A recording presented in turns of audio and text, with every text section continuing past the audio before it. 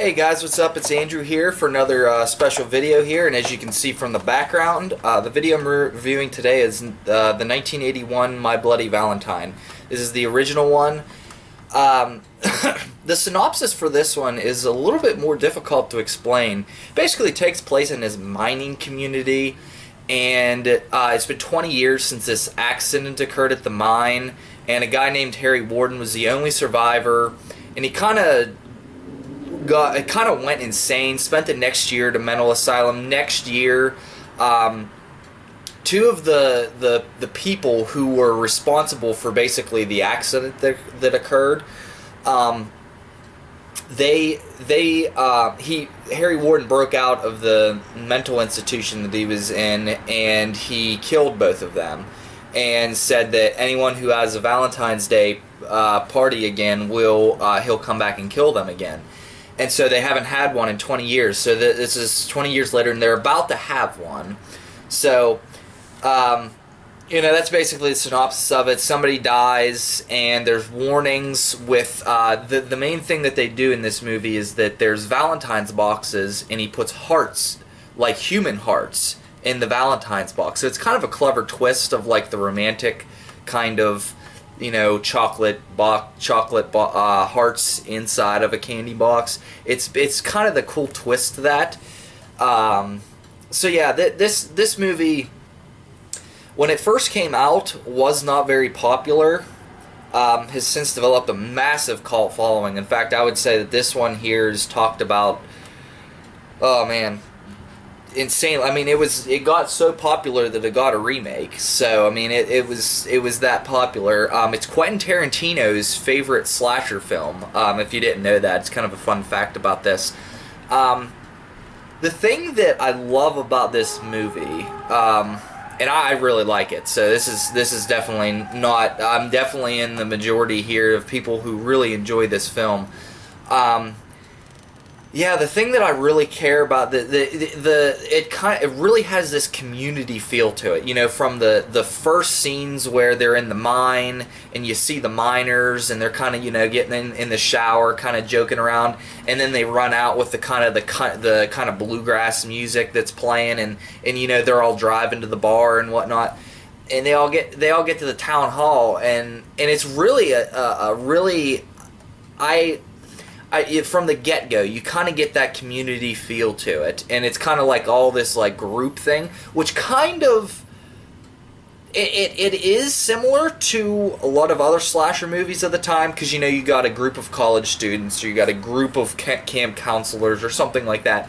But instead of it just being a group of camp counselors put in this isolated location, you have a group of mine workers and their girlfriends in the community. So you kind of have this different feel. It has this different feel that kind of sets it apart a little bit, where you have a group inside of a group, a larger community, but you do really have this community feel, because you have a lot of the main side characters. TJ's father in the movie, who's mayor, who owns the mine, and then you kind of have the sheriff, and they're also main characters. So I mean, you really have this this community feel, which I think works very much in its favor. It really works for this movie.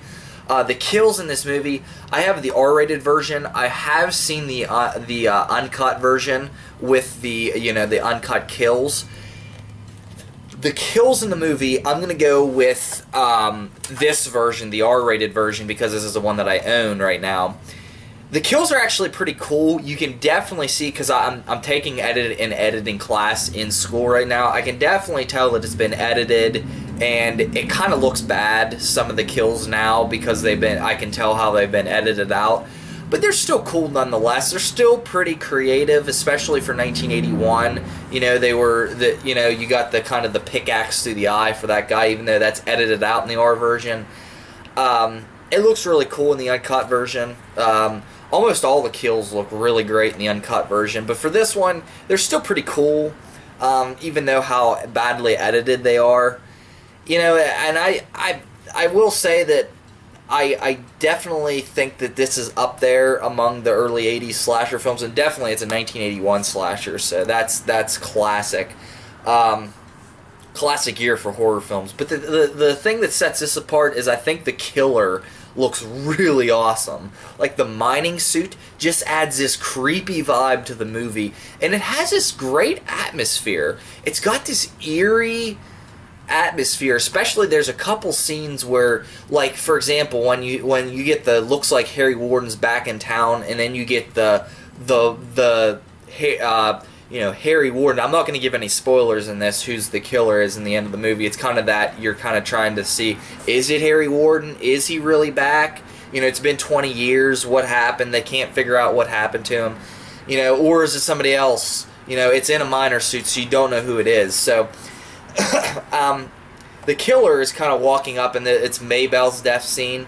And I really like that kind of, like, you get that kind of like him walking up, and it's kind of this slow walk, and then you get this this first person angle of him, and you get to hear the breathing and everything. It's kind of like Halloween in that sense, where you get that breathing, and it's in a mining suit, and you get that first person, which honestly, a lot of 80s slashers don't do that. You don't get the first person and the breathing and everything. So that sets this apart from a lot of other 80s movies where you see kind of maybe the killer in the background, but it's from a third person angle.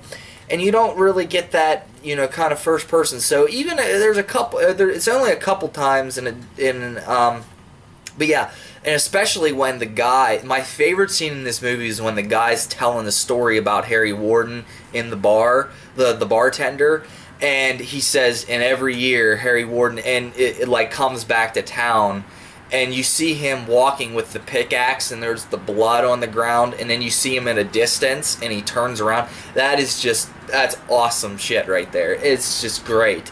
But yeah, this movie, awesome. I could watch this over and over again. Definitely, if you're in for like a moody, atmospheric slasher film for Valentine's Day, this is definitely, if you're watching it with a girlfriend, maybe you want to watch this one unless she's into gore.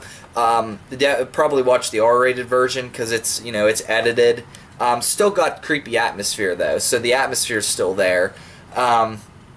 Yeah, I give this, oh man, I'd probably say I give this an 8 out of 10. It's great. Yeah, I can't really think of anything that's wrong with it. I just can't think that there's, you know, enough to rate it higher. But yeah, 8 out of 10. Solid 8 out of 10 though. This is one of my favorites.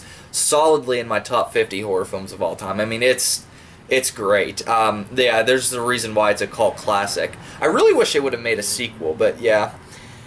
Yeah, that's about all I could say about it. It's a great film. Highly recommend it. Yeah, in case you're in the mood to watch a horror film for Valentine's Day, check this out. I'm sure you could find it somewhere, rent it. I think it is on Netflix, so definitely check it out. Can't rate it higher enough. So yeah, that's all for this video. I will be reviewing the 2009 My Bloody Valentine 3D remake of this film next. I'll probably be uploading that. I'm filming this on Saturday. I'll probably be uploading that one tomorrow. So yeah, thanks for watching, and let me know what you think at the bottom. And yeah, thanks. I'll see you again, guys. Have a good day.